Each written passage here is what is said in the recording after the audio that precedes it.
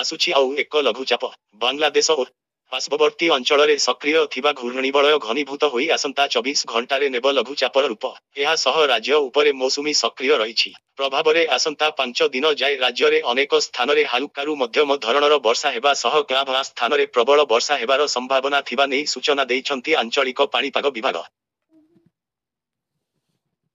आंचलिक पाणीपाग विभागर सूचना अनुजाई आसंता 24 घंटारे 18 जिल्लार किछि स्थानरे प्रबल अर्थात 7 रु 11 सेमी वर्षा हेबार आशंका रहिछि। आई भद्रक बालेश्वररे जाजपुर केन्द्रापड़ा जगतसिंहपुर खोर्धा कटक नयागढ़ पुरी मयूरभंज केन्दुझर सुंदरगढ़ अनुगुल ढेंकानाल गंजाम कोरापुट नवरंगपुर और मालकानगिरी जिल्लारे प्रबल वर्षा पाई येलो वार्निंग जारी करिछि पाणीपाग विभाग।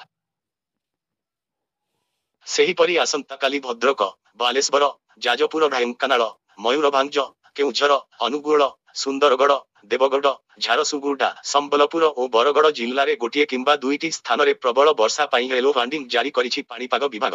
19 तारीख जाई एभली वर्षा लागि रहिब बोली पूर्वानुमान करिछि पाणीपाग विभाग। सेपटे गत 24 घंटारे राज्यर किछि किछि स्थान रे हालुकारू मध्यम धरणर वर्षा होइथिबा बेले मयूरभंज कटिपडारे सर्वाधिक 72 मिमी वर्षा रेकर्ड होइछि। अन्यपटे चलित मौसुमी सीजन रे राज्य रे जून 1 रु एजाबत 654 मिमी वर्षा रेकर्ड होइछि। एबे भी 11% निहटिया वर्षा रहिछि। 737 1 मिमी वर्षा स्वाभाविक रहिबा कथा।